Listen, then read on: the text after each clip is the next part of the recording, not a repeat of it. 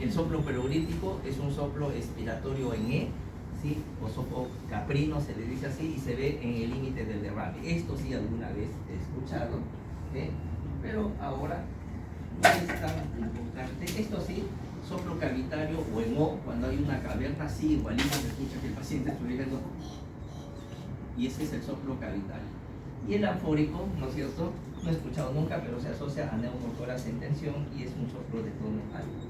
¿Por qué no lo he escuchado? Porque el paciente se imagina tiene un neumotórax, está que se ahoga el paciente, y en ese momento de ponerse a escuchar soplo, que es lo más importante, descomprimir, ¿no es cierto?, meterle un tubo y desinflar el neumotórax.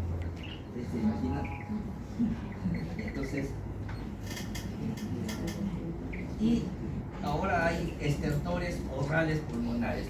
Acá es interesante, ¿no es cierto?, el roncante, sibilante, cornaje.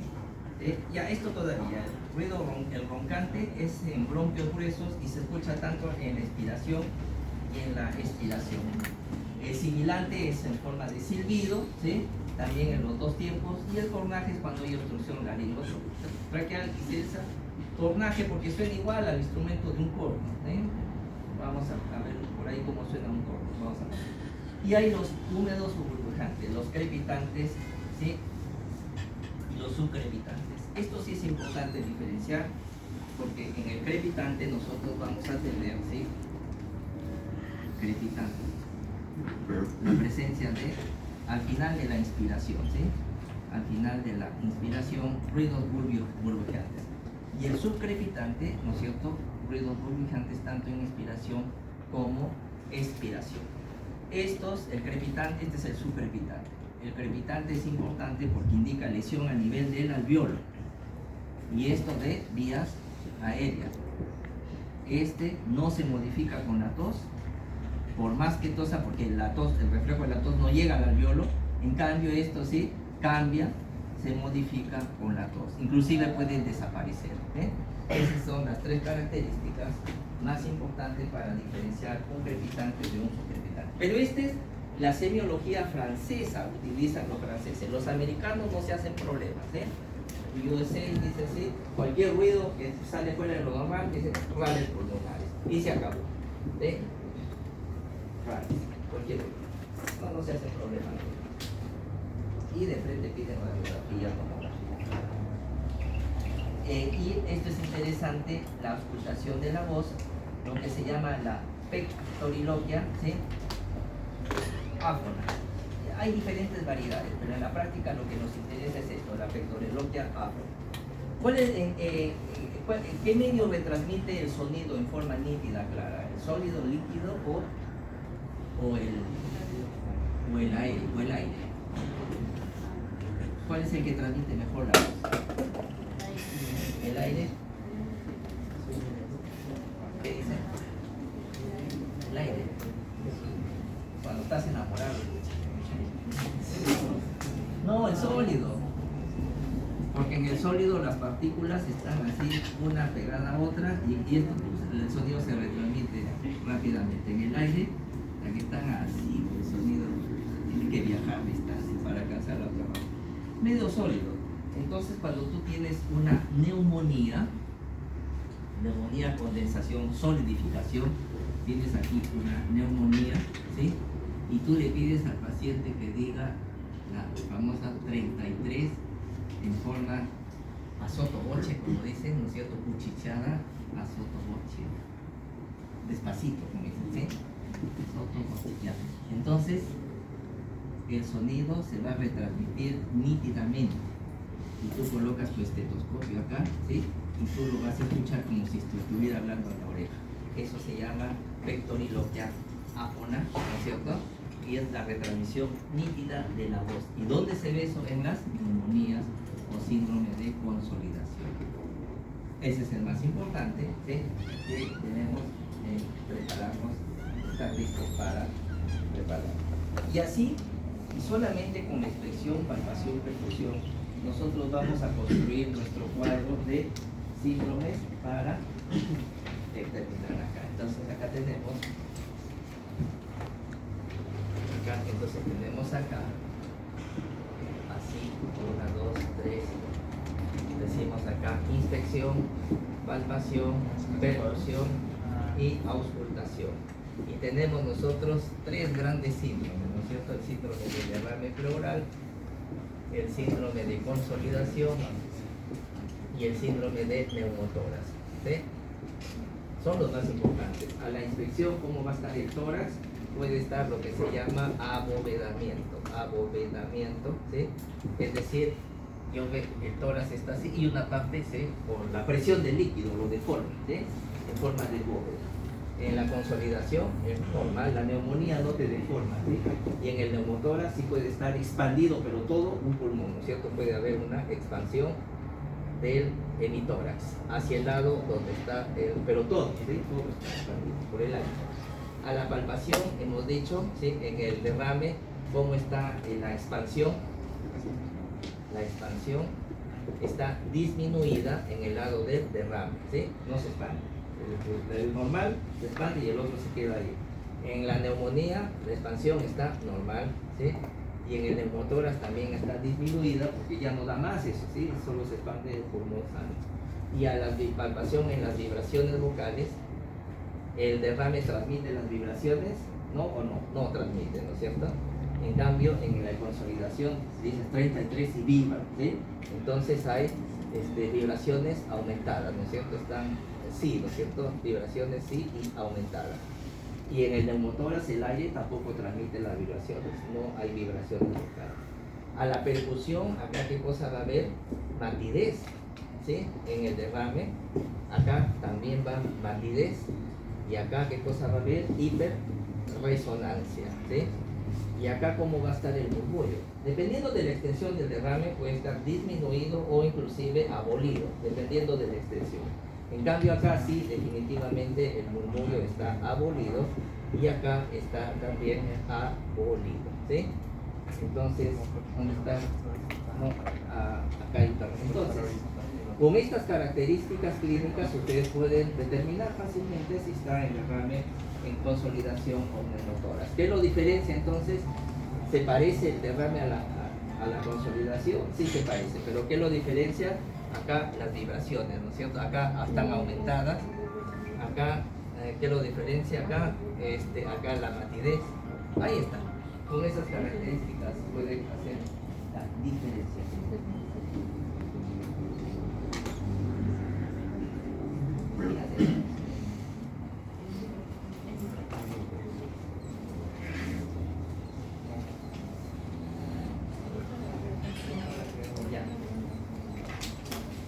No tiene ese cuadrito básico porque así va a venir el examen, ¿no?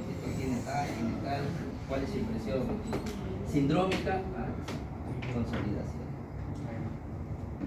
Faltan datos, ¿no? Y entonces ahí construimos repasamos ahora sí a estos como grandes síndromes, ahí está, ¿no es cierto? En el síndrome de condensación, léase neumonía, ¿sí? Condensación. La infección normal, ¿no es cierto? Que dice movilidad disminuida, dependiendo. La expansión y la elasticidad, está mal eso. Las vibraciones vocales aumentadas. ¿Quién habrá hecho este resumen? Percusión, matidez, ¿no? Y la auscultación disminuida. Y acá puede aparecer lo que les decía, la pectoriloquia afta, la retransmisión de la voz, ¿sí? Y en la radiología van a ver una opacidad no homogénea con presencia de broncograma aéreo. Ya, corrijan entonces, expresión normal, palpación, vibraciones aumentadas, elasticidad normal, ya puede estar algo disminuido, percusión sí, y el soplo tubárico, pectoriloquia, y en la radiografía vamos a ver esto de acá. No, atelectasia ya saben, esa es a la inspección, eso sí, hay retracción del parénquima pulmonar y puede estar disminuida, ¿sí? A la palpación hay disminución de la expansión, me había olvidado, ¿sí? Y abolición también de las vibraciones vocales porque se ha condensado el parénquima pulmonar. También aparece matidez, hay abolición del murmullo, ¿sí? Y auscultación de la voz ausente, no hay pectoriloquia acá. Miren, se parece, ¿no es cierto?, a la neumonía, pero lo que le falta sería la pectoriloquia. Y en la radiografía es una radioopacidad homogénea, muchas veces triangular, que origina retracción del mediastino, ¿sí?, hacia el lado de la lesión. y puede haber hiperinsuflación en el lado contralateral. Entonces, cuando uno ve esta imagen, ¿qué cosa es eso? Desde el punto de vista radiológico, ¿qué es? ¿Ah? ¿Es una opacidad homogénea o heterogénea? Homogénea es así todo blanco, pero no, acá es una opacidad heterogénea, ¿sí? Entonces, una opacidad heterogénea es sugestivo de esto de acá, de eso, neumonía. ¿Por qué se ve heterogénea? Porque la neumonía afecta el parénquima pulmonar, los alveolos, los acinos alveolares, pero no afecta los bronquios. Pueden ver que dentro de la lesión los bronquios están intactos, ¿lo ven? ¿Sí? Y eso hace que da el tono así de que da la imagen de una tonalidad heterogénea, porque hay aire con condensación mezclado, ¿sí?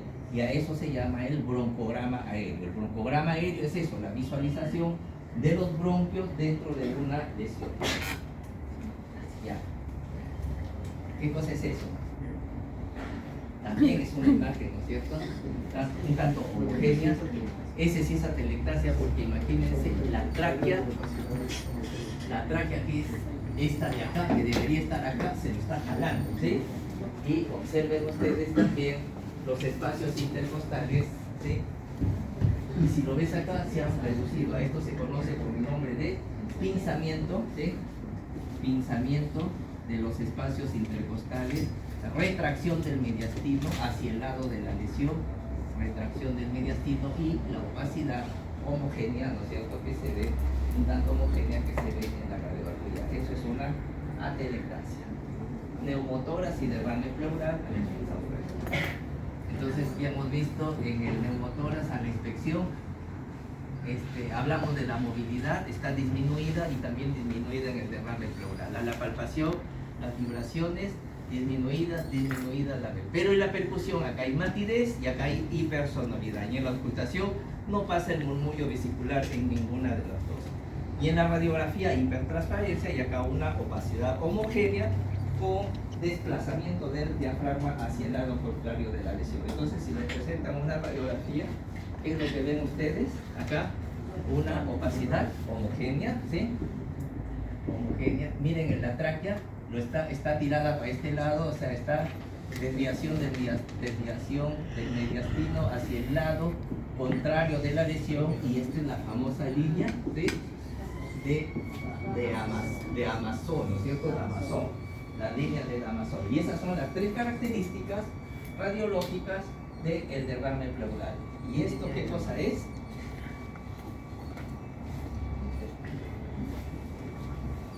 Observen cómo es la textura de un parénquima normal, ahí se ve, ¿sí? Pero acá hay una línea, ¿sí? Y acá no hay nada, ¿sí? ¿Qué cosa es? Neumotórax, acá está el parénquima que se ha colapsado, ¿sí? No hay parénquima, no, acá está el pulmón, no hay parénquima acá, hay hueso nada más, ¿sí? Aire, buena cuenta, hay aire. Kilotórax es la presencia, ¿no es cierto?, de un derrame pleural lechoso, y la presencia de kilotórax indica la ruptura del conducto torácico, ¿sí? Rica en triglicéridos, ¿sí? Y generalmente se asocia a neoplasias, y así sale el líquido pleural, parece que fuera leche, ¿no es cierto? A eso se llama kilotórax. Y el otro es el empiema, que es pus, ¿no es cierto? Pero a veces antes de formarse la pus, ¿sí?, uno de los interesantes es, más que la glucosa, el pH. A veces el pH líquido pleural, si es menos de 7.2, así no se visualice la pus, es diagnóstico de empiema, ¿sí? Entonces, el empiema es el equivalente a un absceso. Entonces, tener un empiema es igual a ¿qué cosa? ¿Qué hacemos cuando tenemos un empiema? Un tubo de drenaje torácico, porque todo absceso diagnosticado es igual a absceso drenado, y la forma de drenar un empiema, que es pus en la cavidad pleural, es colocando un tubo de drenaje torácico.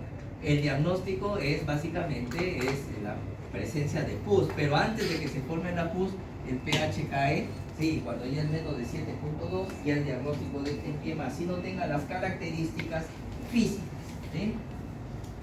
Asma, ¿quién de ustedes no ha tenido asma? Levanten la mano, todos han tenido asma. No, algunos no por ahí. Es la inflamación, en realidad es una inflamación crónica, ¿sí? De las vías aéreas, de la que está implicado, ¿se acuerdan qué célula? Los eosinófilos, básicamente. Entonces, que puede revertir la obstrucción en forma espontánea o con tratamiento. ¿Sí? Y hay una hiperrespuesta a una variedad de estímulos en el asma. El asma se pensaba que era una enfermedad reversible, transitoria, mentira, ¿sí? Es una enfermedad crónica, ¿sí? Y puede originar cambios, remodelación en el pulmón, ¿no? ¿Cuáles son los factores de riesgo? La atopía, ¿no es cierto? Entonces, enfermedades, a ver, que levanten la mano los que tienen, que tienen con dermatitis, ¿sí? Dermatitis. Los que tienen rinitis alérgica, los que tienen esofagitis, ¿sí? Y estos tienen predisposición a hacer asma, ¿sí? Por eso te dice, ahí está atopía. Cuando hablamos de atopía, estas son las manifestaciones. Esofagitis de reflujo en niño, ese es una forma de atopía, por si acaso, ¿sí? Y aquellos que tienen rinitis, se habla de la marcha atópica, ¿no es cierto?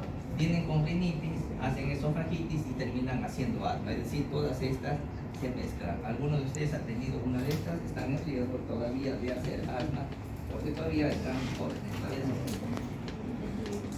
Ácaros, cucarachas, una serie, ahí está la fisiopatología que han hecho con el doctor, ¿no es cierto? Está el mastocito, el eosinófilo es la vedeta acá central. Lo más importante es esto de acá, ¿no es cierto? Hay disnea, hay aleteo nasal, hay retracción intercostal, respiración acortada, aumento en la frecuencia, hay sibilancias, ¿sí? Y en los pulmones se ven radiolúcido y ensanchamiento de los espacios intercostales con tendencia a la horizontalización, aumento de los diámetros, y el corazón, como se expande el pulmón, pareciera que el corazón estuviera suspendido y se le llama corazón en gota, ¿sí? Porque aumenta los volúmenes pulmonares, aumenta la capa.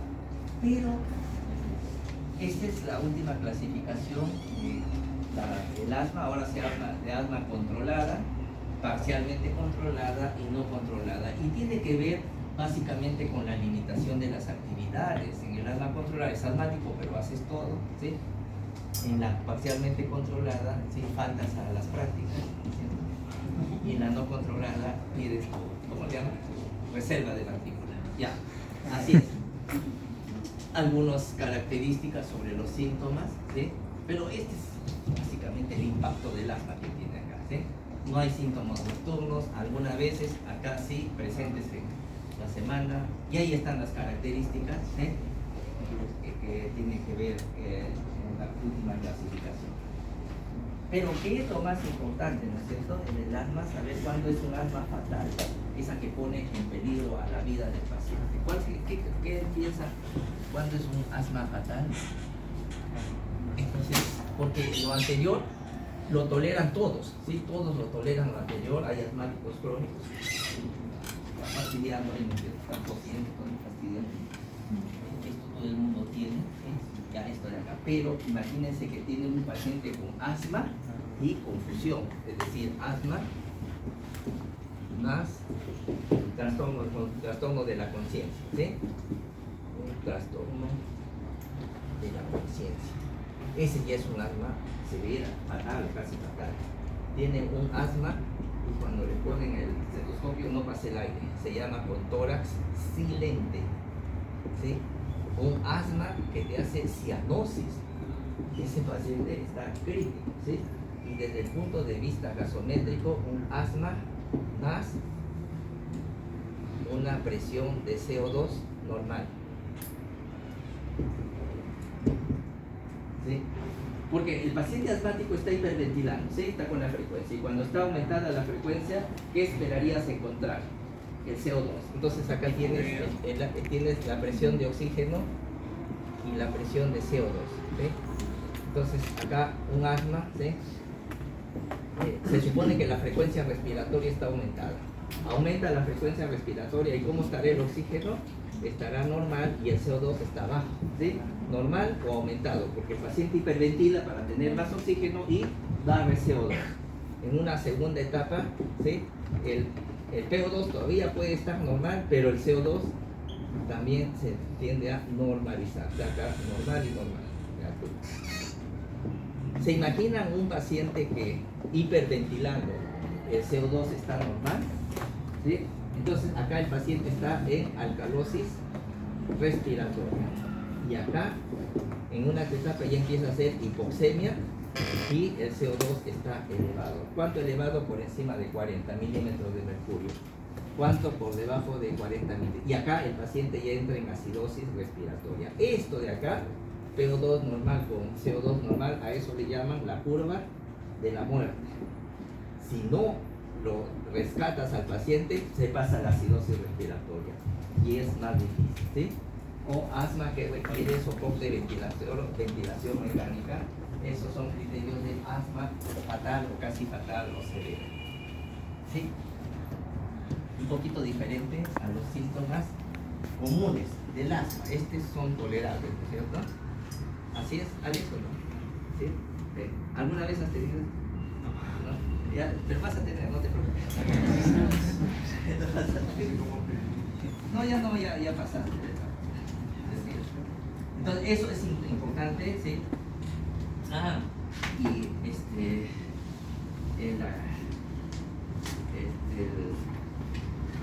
Y la presencia de pulso paradojal, me estoy olvidando, ¿sí? Anda con pulso paradojal. ¿Se acuerdan qué es el pulso paradojal? La caída de la presión sistólica durante la expiración, ¿sí? Eso es grave en un paciente asmático. Ahí están los 5 criterios de asma fatal, casi fatal. Aprendan eso, no está acá. Me he olvidado de ponerlo. Y EPOC ya es una condición, ¿no es cierto?, más crónica, factores en adultos, ¿no es cierto? Hay dos formas de EPOC, el enfisema y la bronquitis. Y ahí están los factores de riesgo, principalmente el tabaco, ¿no es cierto? Ese produce lesión directa, pero hay pacientes que no fuman y tienen deficiencia de la alfa-antitripsina 1, que es el que rompe las proteasas que originan daño, ¿sí? Pero esto se desarrolla en pacientes jóvenes, pequeños, que no fuman, deficiencia de alfa-antitripsina 1. Y últimamente aquellos que inhalan biomasa, ¿no es cierto? ¿Cómo se llama esto? Productos orgánicos, ¿no es cierto? Inhalación de humos orgánicos llamado biomasa, ¿sí? Ya sea de animales, vegetales, maderas, estiércol, carbón, ¿sí? Y esto se detectó en mujeres rurales, ¿no es cierto?, que pasan el 70% de su vida en ambientes interiores contaminados, cocinas que ahora le llaman no ecológicas, ¿no es cierto?, cocinas donde se acumula el humo. Los colombianos lo detectaron esto de acá y fue un boom en esa época, ¿sí? Desde entonces se implementan las cocinas mejoradas que el humo ya sale por otro lado de la casa. Hay dos fenotipos, ¿no es cierto?, en el asma, ¿sí? Depende, ¿no es cierto?, de las condiciones genéticas de estas pacientes, pero ya tienen ustedes lo que tienen que reconocer es si es enfisematoso o si es con bronquitis crónica. La edad por ahí está 50, 60 años. En el enfisema la disnea es mucho más grave, la bronquitis crónica es más tolerable. Hay siempre, primero aparece tos, antes de la disnea empiezan con tos, ¿sí? Y después de la disnea. El esputo acá es escaso y acá es abundante, hay broncorrea, ¿no es cierto? Todos los días medio vaso, un vaso de pus en la mañana. Estudios de insuficiencia respiratoria, a menudo son terminales, acá requieren estudios. Hay hiperinsuflación, campos ampulosos y el corazón es pequeño, y hay aumento de la trama vascular, ¿sí? Y poliglobulia usualmente no, estos sí desarrollan poliglobulia. Y entonces estos dos fenotipos, el diagnóstico de una bronquitis crónica, ¿cómo se hace el diagnóstico de la bronquitis crónica? Es por... No, el diagnóstico es, dice tos, ¿sí?, más de 3 meses por 2 años consecutivos, ¿sí? Entonces, en cambio acá requiere biopsia de pulmón. Entonces el diagnóstico acá es por biopsia, el otro es clínico, nada más, ¿sí? Y el interesante, el fenotipo, ¿sí? El enfisema se le conoce como el soplador delgado, es rosado, es delgado, ¿no es cierto?, ¿sí? Y en cambio el EPOC es el llamado el azul abotagado, ¿sí? Es más molesto. Ambos tienen a desarrollar también problemas cardíacos por pulmonar. Entonces eso hay que reconocer por ahora. Bien, ¿alguna pregunta hasta acá? Listo, entonces ponemos un poco marrón oscuro, ácido hepático, rojo grosella, gelatinoso, Klebsiella, y había mucho que los alcohólicos por alguna razón hacen neumonía, de preferencia por Klebsiella. El verde, dulzón, pseudomonas, lechoso, carcinoma bronquioliar, y para que la muestra sea confiable debe cumplir esta característica: neutrófilo más de 25, ¿sí? Y las células menos de 10. Y aquí veíamos esto, ¿no es cierto? En este color decimos importante. ¿Cómo obtener una muestra de esputo para que sea confiable? Uno es en forma espontánea. Eso lo hacemos en personas que tienen una buena mecánica respiratoria, jóvenes usualmente. Pero a veces el adulto mayor no puede, ¿no es cierto? Imagínense que es un adulto frágil, que ha bajado de peso, a las justas respira, a las justas camina, tú no le puedes decir que es pentor. Entonces, en ellos se puede hacer la aspiración transtraqueal, ¿sí? Pero la aspiración transtraqueal era una cosa muy salvaje, ¿sí? Yo he hecho acá en el cartílago, ¿cómo se llama? En el esquioides, ahí con una aguja metía infusión de salino, le provocaba tos y el paciente botaba, ¿sí? Pero a veces se lo tragaba porque no ni siquiera podía botarlo. Entonces ya no se usa la aspiración transtraqueal, ahí está el procedimiento de extensión del cuello, silocaína en la membrana cricotiroidea, con una aguja, ¿no es cierto?, instalar unos 1 a 2 milímetros y instalar y luego aspirar eso, ¿sí? Meterle una aguja por acá, ¿sí? Así que yo he hecho, pero ya no se recomienda porque es muy salvaje, muy cruento, ¿sí? Y ahora se emplea la fibrobroncoscopía. Entonces, si el paciente no puede expectorar, no estén intentando hacer aspiración transtraqueal, sino refiéranlo, ¿no? Para que le hagan su bronquioscopía y ahí pueden recolectar la muestra bajo condiciones ideales. Ahí está. Ahora los fibrobroncoscopios son flexibles y miren, y llegan casi hasta los bronquiolos. Permite evaluar la vía aérea, ¿sí? Permite el diagnóstico de cuerpos extraños como cáncer, permite la evaluación de la hemoptisis y el diagnóstico de infecciones pulmonares. Contraindicado si hay espasmo o algún diátesis, es el término general cuando hay problemas de coagulación, de sangrado. Ahí tenemos un paciente con hemoptisis, no se sabe. El problema es que el bandido tiene cavernas en ambos lados, ¿sí? Del pulmón, secuelas seculares, y no se sabe de qué lado está sangrando. Entonces ya se le ha propuesto hacer una fibrobroncoscopía para tratar de ubicar de qué lado sangra. Una vez ubicado, ¿sí?, se va a proceder a la lobectomía o neumonectomía, dependiendo, ¿sí?, de la extensión de la lesión. Para eso sirve la fibrobroncoscopía. Entonces nos quedamos con el esputo espontáneo. Y ahí está la fibrobroncoscopía, es igual, en la solución salina y aspiran esa misma solución salina. No está exenta de complicaciones, puede producir hemorragia, fiebre, hipoxemia, pero es bajísima en buenas manos. El 1% se complica nada más. Las coloraciones, ¿no es cierto? Entonces a veces uno pide una muestra de esputo y lo manda a colorar. El GRAM, ¿para qué sirve? ¿No es cierto? Para bacterias, nada más, gérmenes comunes, ¿sí? Nada más. También se puede hacer un cultivo y, a diferencia de cuando la muestra es buena, basta que sean más de 10.000 bacterias por milímetro cúbico, ¿sí? Y siempre y cuando las células epiteliales sean menos del 1%. Esto es interesante, a veces cuando hay ausencia de bacterias, ¿sí?, no necesariamente indica que no hay infección. Ese es el caso de la legionela. En el caso de la legionela, ¿qué vamos a encontrar? Hay neutrófilos abundantes, más del 10% de neutrófilos, pero el germen no lo encontramos. Y entonces, ¿cómo se hace? Por serología, la presencia de anticuerpos fluorescentes para legionela. Por suerte, la legionela no la tenemos en el hemisferio sur, hay en el hemisferio norte, ¿sí? ¿Y por qué se le llama legionela a esta bacteria?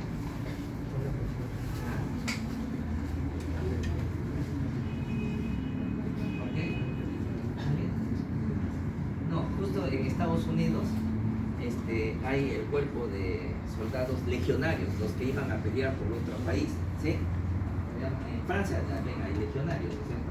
Entonces en Estados Unidos todos los años los legionarios, ¿sí?, excombatientes, se reunían, hacían su aniversario, hasta que en una de esas entró pensando. Bueno, la cosa es que se reunieron en un hotel, ¿sí? Y el hotel tenía aire acondicionado y se incubó en los sistemas de purificación del aire acondicionado y todos ellos respiraron esta bacteria y empezaron a aparecer casos de neumonía con alta mortalidad en diferentes partes de Estados Unidos, ¿sí? Y cuando hicieron la revisión epidemiológica, lo único en común, todos eran legionarios y días antes habían estado reunidos en un hotel y por eso le pusieron la enfermedad de los legionarios, la legionera. Es una bacteria, ¿eh? Está dentro de los gérmenes emergentes. El bacilo ácido alcohol resistente que se llama el BAC, ¿no es cierto? Es para no solamente el BK, el famoso BK, ¿no es cierto? El BK, ¿no es cierto?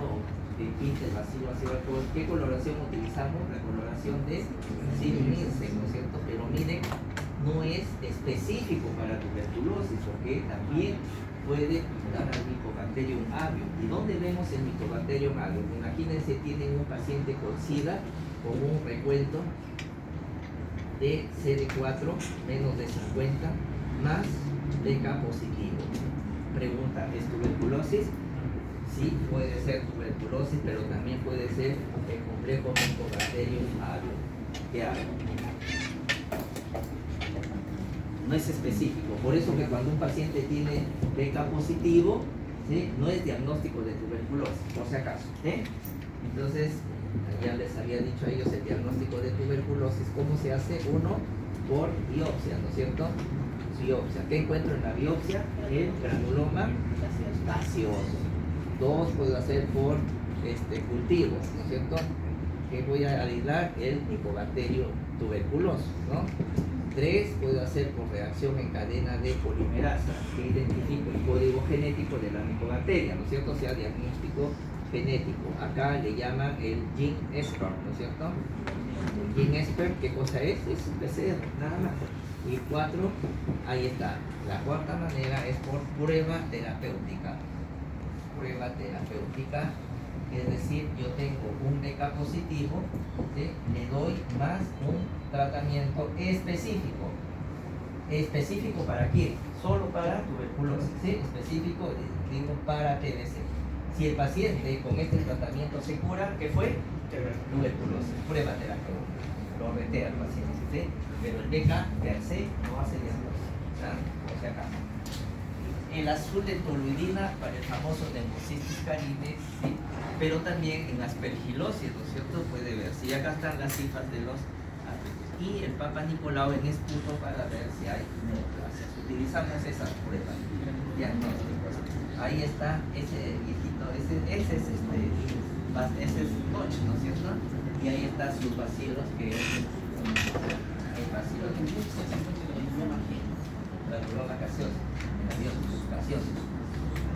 indicaciones, ¿no es cierto?, de la fibroglucoscopía, el lavado, sí, fibroglucoscopía para infecciones de Pneumocystis caris, citomegalovirus, de Legionela, entonces en general en infecciones, pero también para neoplasias, hemorragia, identificar de dónde sangra, ¿no es cierto? Proteinosis alveolar, una enfermedad en la cual hay acumulación de un material proteinacio en las vías aéreas, y lo que hay que hacer, el único tratamiento es cada cierto tiempo ir con el fibroglucoscopio y aspirar todo ese material proteináceo que se acumula para diagnóstico de granuloma eosinófilo, que es una forma de neoplasia, enfermedad pulmonar inducida, neumonías, etc. Entonces tiene muchas indicaciones, no solamente para las infecciones. La gasometría, ¿no es cierto?, es para el diagnóstico si existe o no hipoxemia, si hay hipoventilación alveolar, que puede ser de dos tipos, ¿sí? Por obstrucción de la vía aérea con incremento de CO2, ¿sí? O hipoxemia alveolar por disminución de la concentración de oxígeno, por ejemplo, la exposición a grandes alturas. El tercer mecanismo de la hipoxemia es esta alteración de la ventilación-perfusión, y el cuarto mecanismo es cuando hay sal de derecha a izquierda. De esto vamos a hacer un taller, ¿sí? La próxima semana, no falten, para hacer un taller sobre análisis de gases arteriales. Pero eso lo determinamos a través de la gasometría, es decir, la disminución de la concentración de oxígeno o hipercambia, ¿no es cierto?, la elevación del CO2, ya sea por una elevación del CO2, una eliminación disminuida cuando hay un EPOC, asma retiene CO2, o cuando hay un CO2 incrementada. Sepsis, hay un estado de hipercatabolia, produce mucho CO2, fiebre, convulsiones, y esto es interesante, sobrecarga de carbohidratos.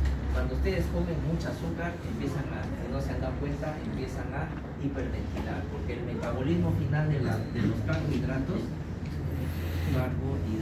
es agua y CO2. Y el CO2, ¿por dónde se elimina? Por la vía aérea, por la vía respiratoria.